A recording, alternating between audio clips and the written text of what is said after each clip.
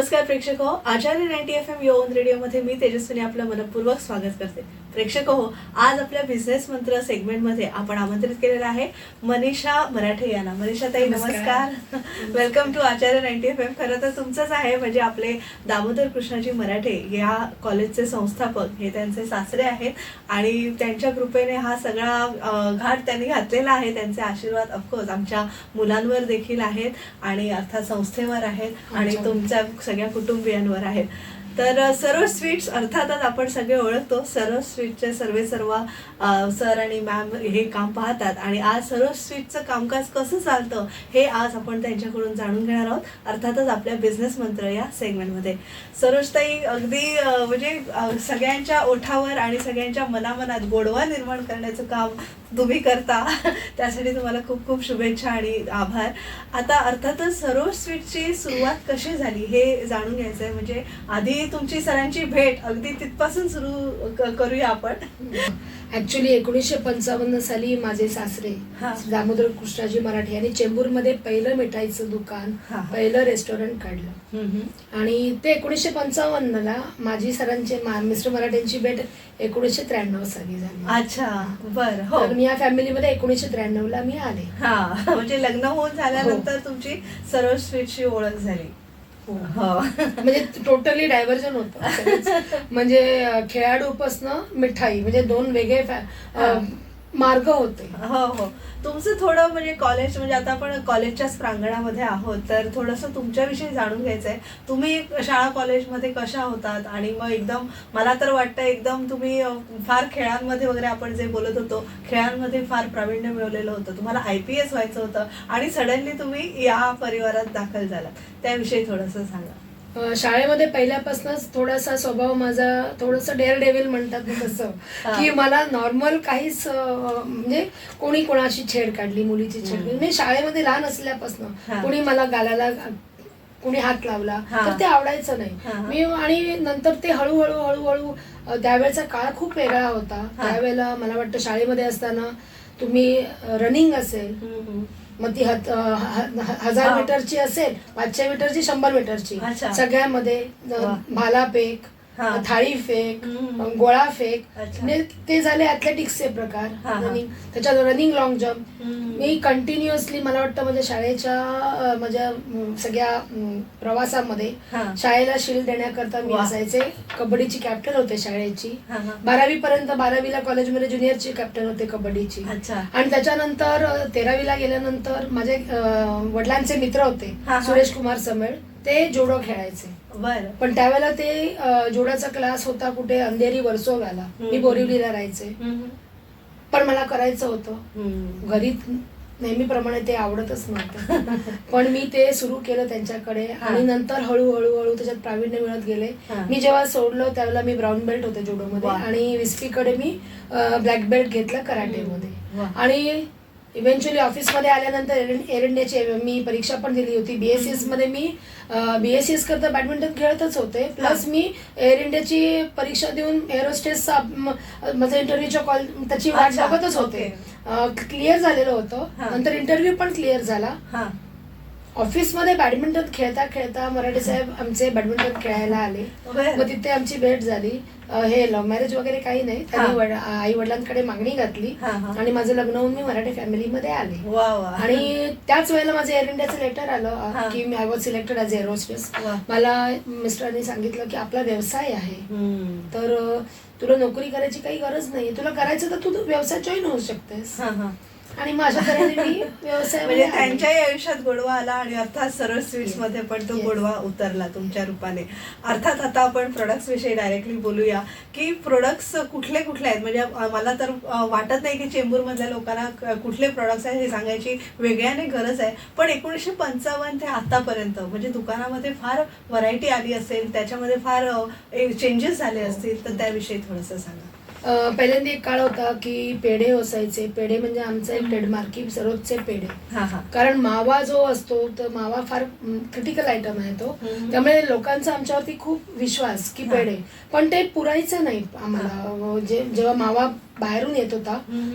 तो चांगल्या क्वालिटीचा यायचा नाही. आणि माझ्या मिस्टरांना एकच होतं, नाही दुकानात माल विकला तरी चालेल हा. पण मला खराब मावा नको. हम्म. मग हळूहळू आम्ही पहिल्यांदा मावा मशीन बघितलं की जिथे आमचाच मावा, आमची डेअरी होती अच्छा. वाडवली गावामध्ये, बरं. जवळजवळ 250 म्हशी होत्या. हम्म. तर त्याच डेअरीचं दूध सासरे घेऊन मग आता उरलेल्या दुधाचं काय करायचं हो. रतीप दिल्यानंतर. बरोबर. मग त्याचे पेढे बनवायला सुरुवात केली आणि अशा तऱ्हेने सरोजची सुरुवात झाली. हे माझ्या माहितीत हा, आहे, हा. खरं तर मी कधी त्याच्या डिटेलमध्ये गेलेच नाही की ते मिठाईचं दुकान कसं सुरू सुरू झालं. हो. पण त्याने मला आठवते की डेअरीच्या व्यवसायात मिठाईचा व्यवसाय सुरू झाला. हा. आणि मग नंतर आमचं नेहमी डिस्कस व्हायचं की काय, मी दुकान सांभाळते, मी सांगितलं हा. की अरे उद्या गणपती आणि आज पेढे संपले, बरं. काय करायचं. हा. मार्ग मिळत नव्हता, बाहेरचा मावा चांगला येत नव्हता. बरं. मग आम्ही सुरुवात म्हणून मावा बनवायचं मशीन कुठे आहे का अच्छा. बघूया. आणि पहिलं मशीन 1997 साली आमच्याकडे माव्याचं आलं, हा. ज्याला मुंबईमध्ये कुठेही मशीन्स नव्हती अच्छा. मावा बनवायची. हा, हा. आमचं खूप R&D चालायचं, कुठे भारतामध्ये काय मिळतंय का. हा, हा. त्यावेळेला एवढं अद्यावत नव्हतं की फॉरेन मध्ये जाऊन तैवानला जा, चायनाला जा, ते हा. नव्हतं. परत आर्थिक पण पाठबळ पाहिजे ना बरोबर. त्याच्याकरता. हा. पण पहिलं मशीन आलं, हम्म. थोडा स्टाफ सहकार्य करत नव्हता की त्यांना असं वाटलं की मशीन आलं हो. तर आपली नोकरी जाईल. बरोबर. तर तेव्हा त्यांच्यात तो एक माझा एक स्वभाव हा. आहे, एक गोष्ट पटवणं की ती योग्य कशी आणि अयोग्य कशी. बरं. मिस्टर मराठे मिठाई बनवतात, हा. माझी माणसं जी माझ्याकडे काम करतात ते बरोबर. माझं कुटुंब आहे. हम्म. त्यामुळे त्यांना एखादी गोष्ट ते जर थोडंसं शंका उपस्थित झाली तर त्यांना त्याच्यावर उत्तर देऊन त्यांना त्याच्यात कॉन्फिडन्स निर्माण करायचं काम मी करत गेले. आणि अशा तऱ्हेने माझ्याकडे पहिल्यांदा माव्याचं मशीन आलं. आज माझ्याकडे 8 माव्याची मशीन्स वा. आहेत. त्याच्यानंतर मग मावा तर झाला, आता ते बनवायला परत माणसं कमी पडतात, हा. म्हणून पेढ्याचं मशीन. हा. मग त्यावेळेला मला वाटतं 99 का 2000 साली पहिलं पेढ्याचं मशीन आम्ही, हा. ते तासाला 100 किलो सांगत होते पण ते जेमतेम 60 किलो बनायचे. अच्छा. पण तरी पण आम्ही ते चालवून घेत चालवून होतो. ठेवलं. आणि अशा तऱ्हेने हळूहळू हळूहळू आम्ही मशीन सिंडट करत गेलो. हम्म. आज माझ्याकडे काजू कतरी पेढे सगळं मशीन वरती वा. बनतं. एक स्वप्न आहे हो. की 100%. पण कसं आहे माहितीये, आपली जी ट्रेडिशन आहे हा, ना हा. ती कुठे सोडायची नाही. बरोबर. हा. हाताने वळून केलेल्या पेढ्यांना किंवा आपण जसं आई घरी चपाती बनवतो हो. त्याला मशीनच्या चपातीची सर येत नाही. हो. तसंच आहे ते. हा. त्यामुळे मग हा प्रवास सुरू झाला हळूहळू. सगळं मशीन्स. हा. आज फरसाण सुद्धा, हा. काजू तुम्ही आज माझ्याकडे जे प्रॉडक्ट बनताय हो. तुम्ही इथे बघताय, मग काळा जाम आहेत त्याच्या गोळ्या पण मशीनवरनच येतात. बर. पेढ्याच्या गोळ्या सुद्धा मशीनवरनच मशीनवरनं. सगळं मशीनवरती. हा. पण ते करताना आम्ही कुठेही कमर्शियल झालेलो नाहीये. हो. त्याची चवीमध्ये फरक नाही. ठेवलेली आहे. हो. आता तेच असतं ना, कारण चव ती ठेवणं आणि ती सातत्याने तीच मेंटेन करणं, हे सुद्धा एक व्यवसायाचं कसब आहे.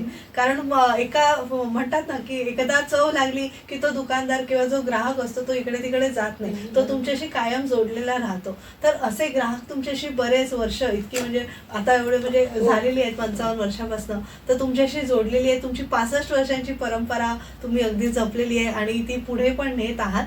आता अर्थातच आपण प्रोडक्ट्स बद्दल बोललो तर गोड पदार्थांकडे आपण वळूया. गोड पदार्थांमध्ये कुठले कुठले आहेत, म्हणजे तुम्ही काळा जामुनचा उल्लेख केला. हो, काळा जामुन आहे, काजू कतरी म्हणजे युनिकली फेमस पण आहे, लोकांना आवडते सुद्धा. हो. त्याचं कारण एक आहे की काजू जो वापरतो हम्म. ते हल्ली मुंबईमध्ये, आता मी म्हणणार नाही, मला असं म्हणायचंय की काजू जे त्याची साईज हा. ती मॅटर करते. हा. सगळ्या ऑल ओव्हर भारतामध्ये म्हणायला गेलात तर काजूच्या वरती जे बी असतं ते आपण टाकून देतो हा, आणि ते हा. टनानी विकलं जातं हा, हा. आणि त्याची काजू कतरी बनली जाते. ओ. मला खूप वेळा प्रश्न विचारला जातो की तुमची हा. काजू कतरी महाग का, हा. त्याच्यावरती तुम्ही वर्ख लावत नाही. हा. हा. नाही लावत आम्ही वर्ख. अच्छा. आणि चेंबूर मधल्या लोकांनी लावूनही दिला नाही. नंतर जेव्हा मी आल्यानंतर मी म्हटलं आपण अर्ध्या काजू कतरीला वर्ख हा. लावूया, अर्ध्याला अर्ध्याला नको. बरोबर. का तर लोकांना हल्ली दिखाव्याचीच आहे. हा. चेंबूर मध्ये माझ्याकडे मला आठवते त्यावेळेला हा. 2000 सालची की नाही 94-95 सालची गोष्ट आहे. हा. सगळे जेवढे साऊथ इंडियन होते हम्म. वर्ख लावायचा नाही. म्हणजे नाही. दुकान माझ्यापेक्षा त्यांचं दुकान जास्ती आहे. हा. माझ्याकडे काजू कतरी मी तुम्हाला हा. सांगितलं, तुम्ही सोनपापडी आहे, बरं. सोनपापडी तुम्ही तोंडात एक पीस खाल्ल्यानंतर हा. तुम्ही कसं माहितीये, तुम्ही कुठे, माझ्याकडेच नाही, तुम्ही कुठे का एक तुकडा खाल्ल्यावर हा. हा. दुसरा तुकडा जेव्हा तुम्ही खाता ना हम्म. आणि नंतर तरी सुद्धा तुम्हाला समाधान वाटत नाही आणि तुम्ही तिसरा खाताना ते तुमचं यश असतं. हा. आणि ते यश आमच्याकडे आम्ही संपादित केलेलं आहे. हा. कारण एक खाऊन मनुष्य ह्यातलं कुठलेही आयटम दिवसाला मी माझ्याकडे कमीत कमी 240 ते 250 आयटम बनतात. त्याच्यामध्ये जी मिठाई आहे, जी पीस वरती असते, एक खाऊन मन नाही भरत. कारण त्याचं कारण सुद्धा तसंच आहे की त्याच्यामध्ये असलेली साखर किंवा प्युअर तुपाचा वापर. साखर कमी आहे, त्यामुळे आज खूप साखरेची खूप गोड टेस्ट असेल ना तर तुम्ही नाही खाऊ शकत. बरोबर. नको वाटतं खूप गोड गोड. हेल्थ वाईज पण म्हणा, हल्लीचे सगळे डायबेटिक लोक आहेत, पण माझ्याकडे मिठाईत आम्ही तो पणच की कमी साखरेची मिठाई. का तर ती खाणाऱ्याला पण समाधान दिलं पाहिजे आणि आम्हाला विकणाऱ्याला पण जास्ती जातं तर आम्हाला पण ते बरं वाटतं की एक पीसच्या दुसरा पीस खाल्लाय. तसं आहे. जेव्हा सीझन असतो त्याला गाजर हलवा आहे, लोकांना खूप आवडतो. बंगाली तर म्हणजे कलकत्त्यामध्ये जी बंगाली मिठाई खाणारी लोक आहेत तिकडचे बंगाली, त्यांना सर्वोच्च बंगाली म्हणजे त्यांना पर्वणी आहे. ते येऊन आणि हे सगळं मी का सांगू शकते, कारण मी दुकान चालवते, दुकानामध्ये मी स्वतः उभी असते. माझ्याकडे फीडबॅक्स येत असतात की मॅडम सचमुच में हम लोग वहाँ खाता है यहाँ खाता है, बहुत फर्क है, लेकिन आपका जो पनीर है त्याचा जो फ्रेशनेस आहे आणि हे दरवेळेला पावती मिळते ना, मी खरं सांगते की अजून वाटतं की अजून करावं, अजून छान करावं, अजून छान करावं. येस, नक्कीच. अगदी तोंडाला पाणी सुटलंय. सगळे पदार्थाचे समोर आहेत. मॅडम, तुम्हाला आवडतो पदार्थ कुठला आहे? म्हणजे एवढं तुम्ही रोजच खरं तर ते बघत असाल आणि तुम्हाला त्याचं नाविन्य नसेल, पण एक आपलं असतं ना, मोदक म्हटल्यावर आपल्याला असं अप्रूप असतं, तर तसं तुम्हाला, किंवा साधं वरण भात तूप असू दे, पण त्याला आपल्याला असं आपण किती असं आनंदाने खातो आणि समाधान होतं, तर तुम्हाला ह्यातला कुठला पदार्थ? माझ्याकडे ना मलाई टोटा हा एक पदार्थ आहे. तो म्हणजे तो खरं दिल्लीचा आयटम आहे, मराठी आयटम नाहीये. पण तो म्हणजे लग्नानंतर 6 महिन्यात 15 किलो एक पीस मी खात होते. मला सांगायला नको, लोक मलाई टोटा खाणार नाही, पण तो पदार्थ खूप रिच आहे. रिच इन द सेन्स त्याचा जो बेसिक रॉ मटेरियल काय आहे माहितीये? ड्रायफ्रुट्स नाही, गव्हाला मोड काढून 4 दिवस भिजवून गव्हाला मोड काढून बघा तुम्ही घरी किती कठीण आहे. त्याला गव्हाला मोड काढून त्याच्यानंतर ते मोडासकट गहू सुकवले जातात आणि त्याच्यानंतर त्याचं पीठ करून त्या पिठाचा पदार्थ बनतो. कष्ट त्याच्यात खूप कष्ट आहेत, खूप आणि काळजी घ्यावी लागते. कारण मोड काढायच्या अगोदर जेव्हा ते भिजवलं जातं त्याला ते नीट पाणी बदललं पाहिजे, धुतलं गेलं पाहिजे, कारण नाहीतर फंगस याची शक्यता असते. त्यामुळे ती सगळी, आणि हे सगळं माझ्या मिस्टरांनी डेव्हलप केलंय की मलाई टोट्याचा माझा जो आहे त्याचं गिमिकच ते आहे की त्याचं जे पीठ जे बनवतो आम्ही ते, आणि मग त्याच्यात ड्रायफ्रुट्स जातात, तुपामध्ये भाजलं जातं आणि तो रिच पदार्थ तो बनतो.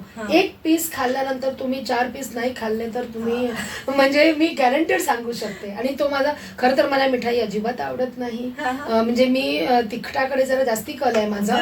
पण मलाई टोटा हा मला, लोकांना काजू कतरी खूप आवडते, पण मला मलाई टोटा आणि माझा काळा जामून मला खूप आवडतो. म्हणजे खूप वेळ मी रेजिस्ट करते, नाही खायचं, आणि इव्हेंच्युअली एक उचलते आणि एक अख्खा काळा जामून जेव्हा तो असा उतरत खालती जातो ना, तेव्हा त्याचं जे समाधान आहे ना, खूप मस्त. साक्षात अन्नपूर्णा आहात तुम्ही. आणि खरंच म्हणजे सरांचं पण मला विचारायला आवडेल, सरांना कुठले पदार्थ म्हणजे त्यांच्या शॉपमध्ये ते स्वतःच बनवतात, पण तरी सुद्धा त्यांचं फेवरेट कुठला पदार्थ आहे? त्यांच्याकडनं आंबा बर्फी, आंब्याचे पदार्थ खूप त्यांना आवडतात. आणि खरं सांगू का, मलाई टोटा त्यांनाही खूप आवडतो. पण माझ्या ज्या बर्फ्या आहेत ना, ते जास्ती त्यांना म्हणजे ते गोड आवडतं खूप, पण ते खात नाही. कारण आम्हाला जे काही पदार्थ आम्ही बनवतो ते सगळे आम्हाला चव चाखायला लागते. त्यामुळे ते प्रत्येक पदार्थ ते स्वतः टेस्ट करतात. मला आवडतं, थोडं आवडतं मला, असं नाही, पण मी माझा काळा जामुनचा एवढा तुकडा जात नाही ना तोंडामध्ये, तो अख्खा जातो, तर माझं काय होईल. त्याच्यामुळे ते मला खाऊन देते. ते सगळे आयटम माझे जे बर्फ्या आहेत ना त्याला खूप आवडतात. आणि काजूचे पदार्थ पण ते सुंदरच आहेत. म्हणजे कारण त्याला कारण सुद्धा तसंच आहे की आमच्या कुठल्याही पदार्थामध्ये तू विचारायच्या अगोदरच मी सांगते, आम्ही कलर अजिबात वापरत नाही. 100 आर्टिफिशियल कलर्स नाही, नॅचरल कलर पण नाही. पालक शेव खाल्ले तर पालकाची प्युरी करून ते त्याच्या शेव मध्ये घातलेली, एक ड्रॉपही माझ्याकडे कलर वापरला जात नाही. आणि जो काही मिठाईला पिवळा कलर आहे तो प्युअर केशरचा कलर आहे. माझ्याकडे आणि ते केशर सुद्धा लॅब मध्ये आम्ही ठेवून टेस्ट करून घेतो. कारण आज केशरामध्ये सुद्धा खूप आज सगळीकडेच भेसळ आहे. तुम्हाला कळणार पण नाही. माझं काश्मीर आणि इराण दोन्हीकडनं केशर येतं, पण आल्यानंतर पहिल्यांदा ते आमचं लॅब मध्ये टेस्ट करायला जातं आणि मगच ते आम्ही वापरतो. ते पण केशर साफ करूनच वापरलं जातं. केसरी साफ करून केसरमध्ये केस खूप येतात. अच्छा, त्याच्यामध्ये परत भरणारा मनुष्य काय घालेल, कारण केशर मी मॅन्युफॅक्चर नाही करत, त्यामुळे ते आलं की पहिलं साफ केलं जातं, वजनाप्रमाणे बॅचेस प्रमाणे ते काढून ठेवलं जातं आणि मग ते मिठाईत वापरलं जातं. म्हणजे एवढी मॅन्युटली काळजी. माझ्याकडे माझी भांडी घासतात ना, म्हणजे जो प्लॅन्ट आहे ना, वरती आम्ही आरोचा प्लॅन्ट टाकलाय आणि पाणी त्यातनं रूट केलेलं आहे की जी आमचे ट्रेज वगैरे सगळं धुवायला आम्ही त्या प्लॅन्ट मधनं आणलेलं पाणी आम्ही वापरतो धुवायला सुद्धा, की कंटॅमिनेशनचा चान्सेस मिनिमल पण आम्ही ठेवत नाही. खूप काळजी घ्यायला लागते, विचारपूर्वक आम्ही सगळं केलेलं आहे. आणि इतके वर्ष आम्ही पण, आता मी पण जवळजवळ 32 वर्ष फॅमिलीमध्ये आहे, तर मी ऍक्टिव्ह मला वाटतं 28-29 वर्ष मी आहे. पण आणि माझे सासरे माझे गाईड होते, त्यामुळे त्यांनी मला म्हणजे व्यवसाय कसा केला पाहिजे ह्याचे कुठलेही मास मीडिया नाही, काय नाही, त्यांनी त्याचे मला व्यवस्थित दिले. पहिले त्यांनी वेलकम नव्हतं केलेलं, पण नंतर जेव्हा त्यांना कळलं की नाही ती काहीतरी वेगळी आहे, आणि मग ते असं डायरेक्टली शिकवत नव्हते मला, पण पाहून शिकायची इच्छा असेल तर तू काही करू शकतेस. लगेच कागदासारखं तुम्ही टिपलंय. नक्कीच एक छोटीशी विश्रांती घेऊया आणि आपला हा गोडवा असाच पुढच्या भागात सुद्धा चालू ठेवूया. प्रेक्षको, आज बिझनेस मंत्र या सेगमेंटमध्ये सर्व स्वीटच्या मालकीनबाई आपल्याकडे आलेल्या आहेत, मनीषा मराठे. त्यांच्याशी आपण आपला संवाद असा सुरू ठेवणार आहोत. तुम्ही ऐकत राहा आचार्य 90 FM युअर ओन रेडिओ.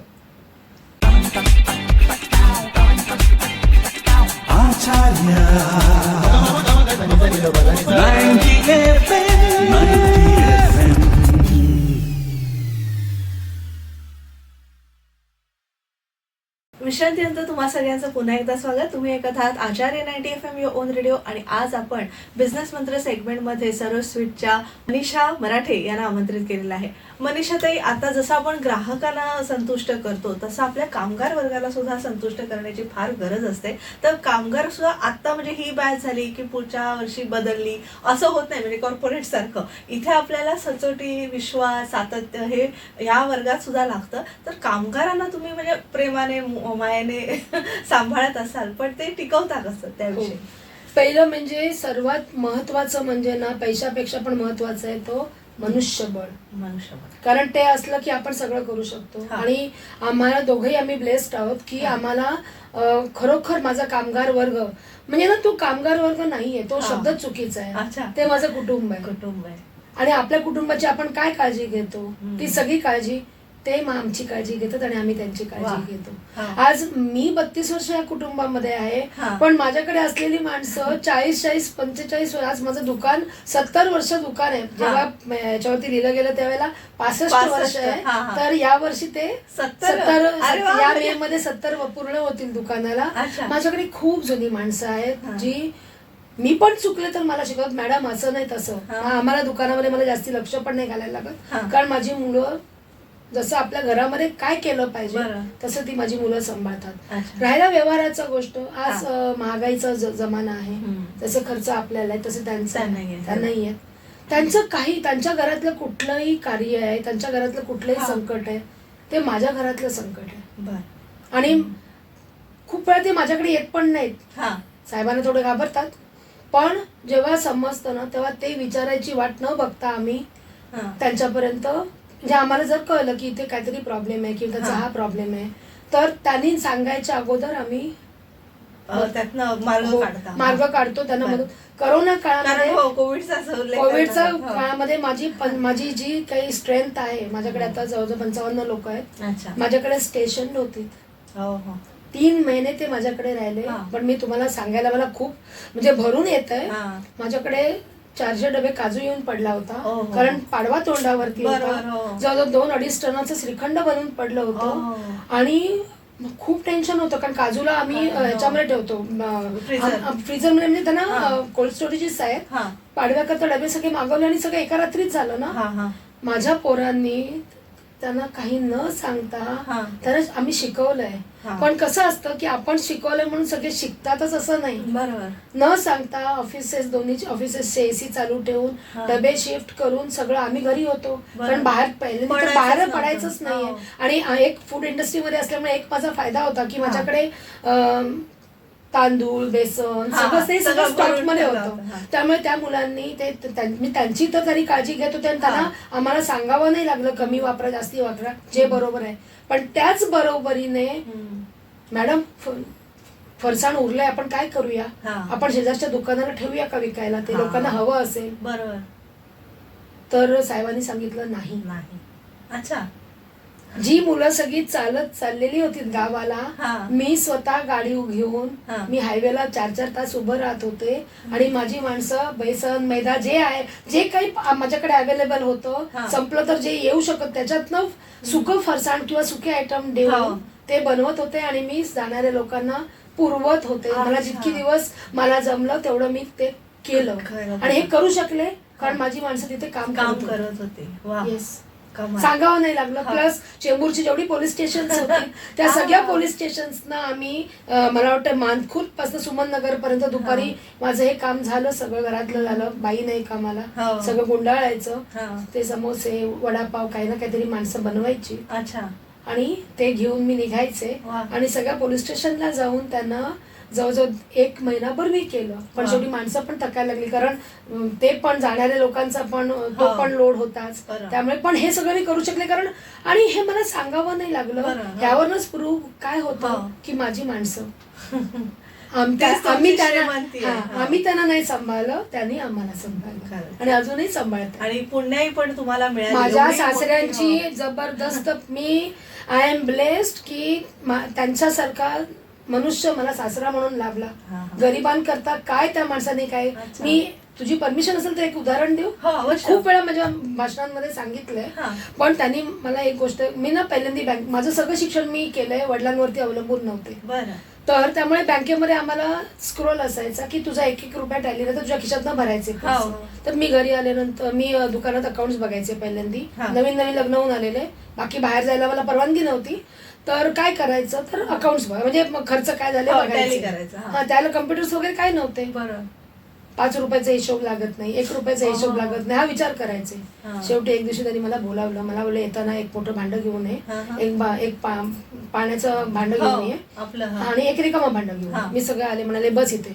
जरा चेहऱ्यावरती थोडस अस्वस्थता, राग, कुठली भावना होती ती मला अजूनही लक्षात नाही. पण त्यांना ते आवडत नव्हतं हे मला त्याला जाणवलं. मला म्हणाले हात पुढे कर. त्यांनी ओंजळ पुढे करायला लावली आणि त्यांनी नंतर सांगितलं याच्यात पाणी होतं. मी पाणी होतच राहिले. ते वाहून गेले ते नाही. ते पहिल्यांदा मला म्हणाले की भरतंय, हो भरतंय. गळतंय पाणी, नाही भरतंय, होत. आणि नंतर ते पहिल्यांदा इथून गळायला लागलं. तर म्हटलं दादा इथून गळतंय ना, किती गळतंय असं बघायला गेलं तर मी असं केलं तर ते इथून सगळं गळून गेलं. मला म्हणाले ह्यातनं तुला काही समजलं नाही दादा, तुला इथे टिकवायचं असेल तर इथून गळून जाऊ दे. जे इकडचं टिकवशील ते तुझ्या आयुष्याला पुरेल. जेव्हा इथून गळेल तेव्हा तुला पुरेल. तर तू ह्या छोट्या गोष्टींचा विचार करू नकोस. आज देवानी आपल्याला काही थोडस इतरांपेक्षा वेगळं दिलंय, त्याचा वापर कर आणि तुझा पुढचा मार्ग आख.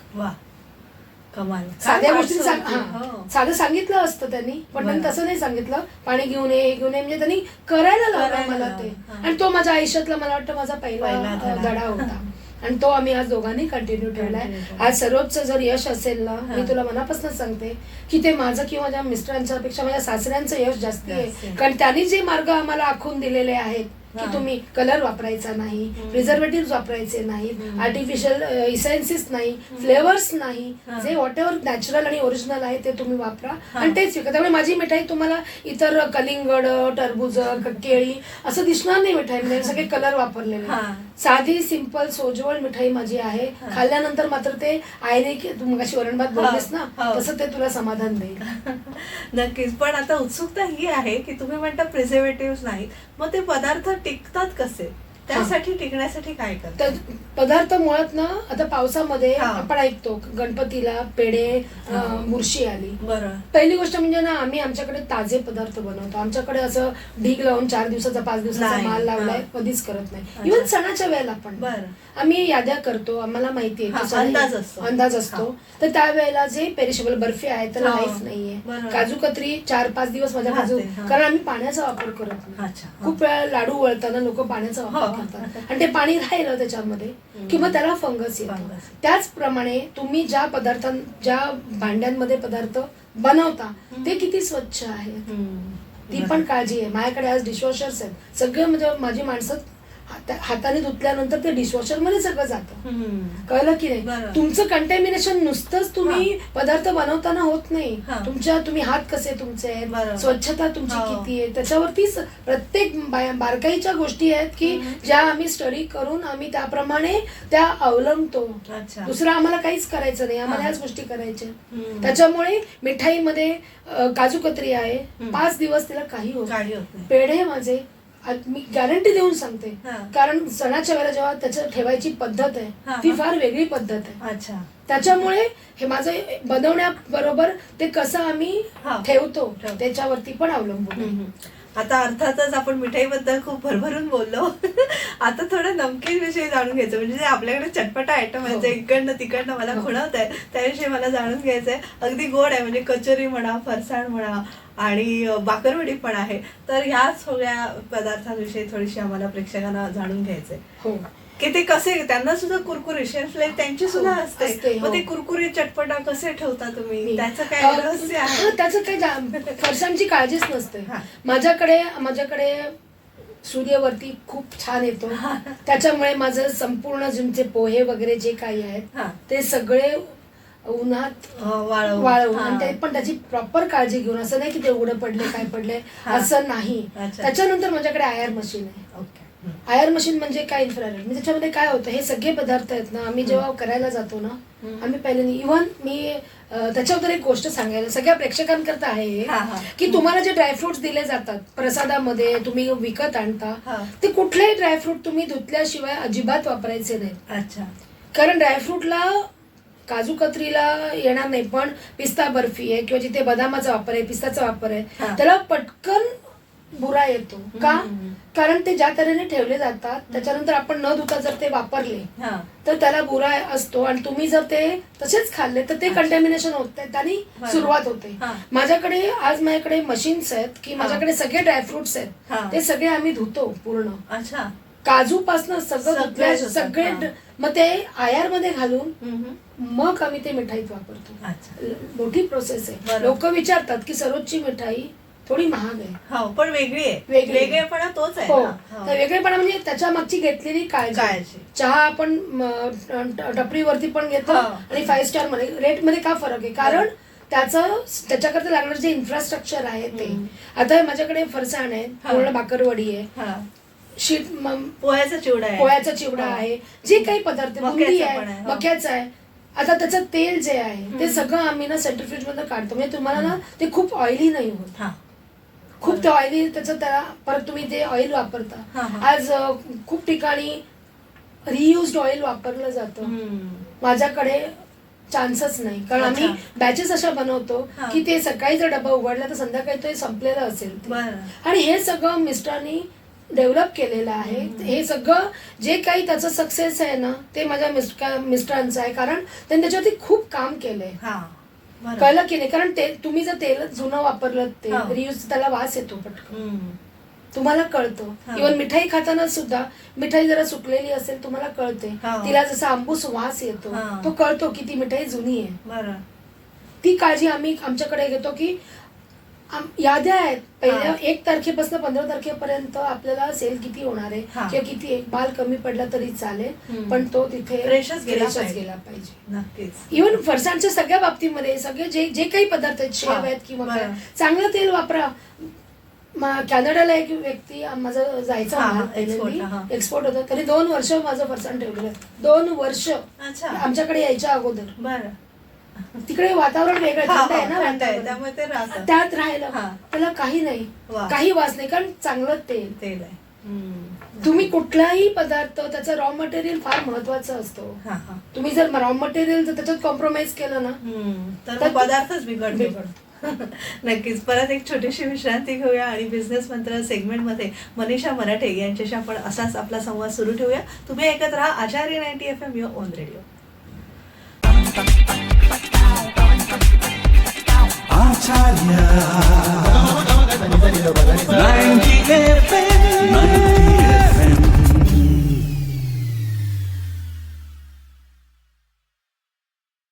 विश्रांतीनंतर तुम्हा सगळ्यांचं पुन्हा एकदा स्वागत. तुम्ही ऐकत आहात आचार्य 90 FM युअर ओन रेडिओ आणि आज आपण मनीषा मराठे ताईंशी संवाद साधतोय. अर्थात सरोज स्वीटच्या त्या मालकीणबाई आहेत.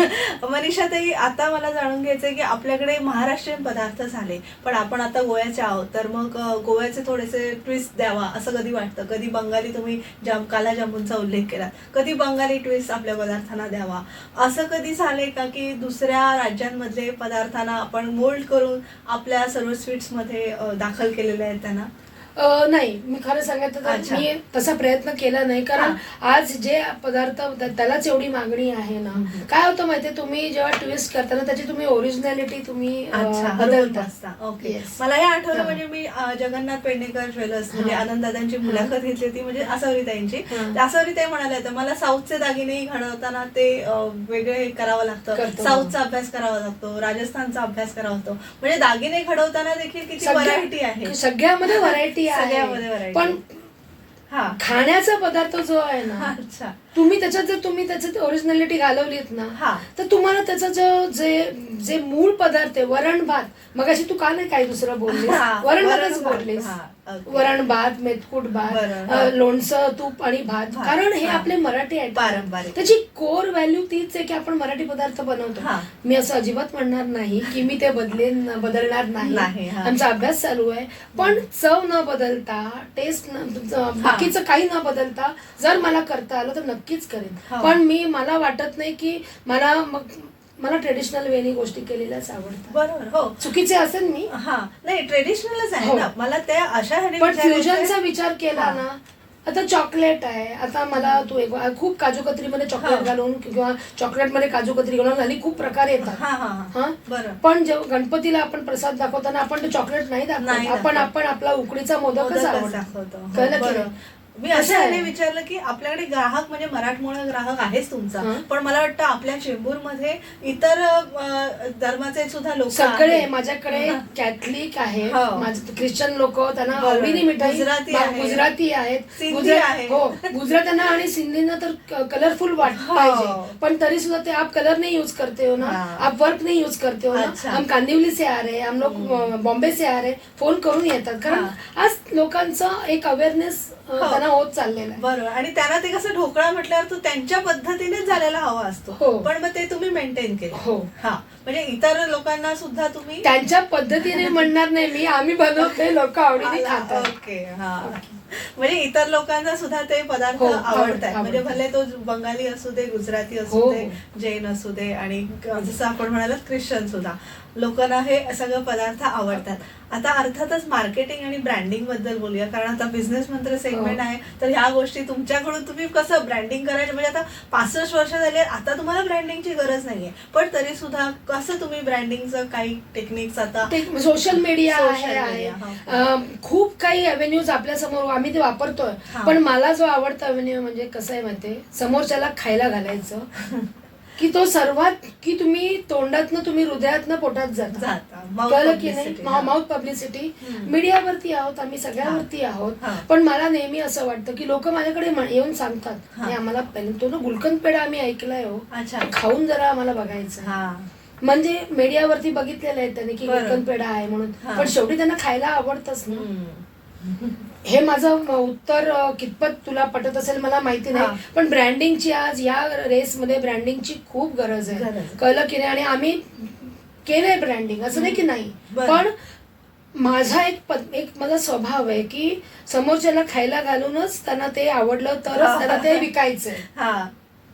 तुला जर माझी मिठाई खाऊन समाधान, मी कोणीही मला कौतुक खूप केलं की त्यांना मी पहिला प्रश्न सांगते, फक्त दुकानाच्या लाईन विषय सोडून तुम्ही मला विचारा, त्याच्यात मी अजून बदल करू शकले नाहीये, आय एम सॉरी, पण मला तुम्ही माझी काय चूक असेल माझ्या पदार्थात खाऊन तुम्हाला ते आवडलं नसेल तर मला सांगा, त्याच्यात मला इम्प्रोव्हायझेशन करायला हा. खूप आवडतं. बरोबर. कारण नुसतं आपल्याला आपला क्रिटिसायझर जो असतो, आपला हा. जो हो.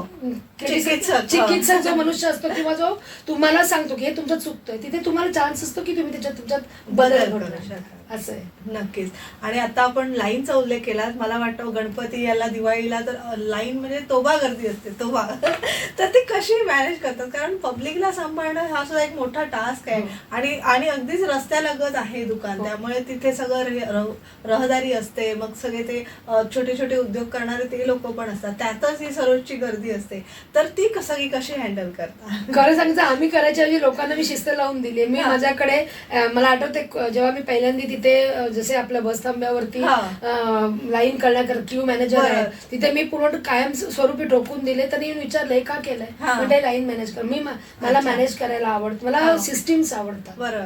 आणि त्याच्यामुळे लोकांना ती शिस्त लागली आहे की इथून जायचंय, इथून बाहेर पडायचंय. लोक, मी खरं सांगते, आणि हे माझं यश नाही, हे लोकांचं प्रेम आहे, त्यांचे आशीर्वाद आहेत की ते तासन तास लाईन मध्ये तेच नसतात हो. माझी माणसं तासन तास असतात लाईन मध्ये, ते सर्व्हिस मध्ये असतात, पण समोरची माणसं बदलत असतात, पण ते पण पेशंटली. कारण एकच आहे की आमच्यावरती त्यांनी दाखवलेला विश्वास आहे. म्हणजे अगदी सिद्धिविनायकला जातात तसे जसे रकाने आहेत तसे ते रकाने आहेत, आणि त्यातून आपण लोक जातात आणि म्हणजे ते आम्हाला आता वर्षानुवर्ष लोकांना शिस्त लागलेलीच आहे. आणि ते तर तुमचं देऊळ म्हणजे मंदिरच आहे, दुकान म्हणजे हे नक्कीच. मंदिरच आहे. आता अर्थातच सामाजिक सेवेविषयी विचारायचंय. मला वाटतं तुम्ही हा सगळा व्याप सांभाळताना समाजाची सेवा, म्हणजे आता कोविडचं आपण थोडक्यात उदाहरण दिलं आपल्या प्रेक्षकांना, पण समाजाची सेवा म्हणजे आपल्या कॉलेजमध्ये कुठलाही कार्यक्रम असू दे, तुम्ही हक्काने आम्ही तुमच्याकडे येतो आणि आम्हाला स्पॉन्सरशिप तुमची दरवेळी लाभते, त्याबद्दल आभार तर आहेतच. पण असे बऱ्याच संस्था आहेत, खरं आपण हे समाजाचं असं सांगत नाही कोणाला आपण मदत करतो ती,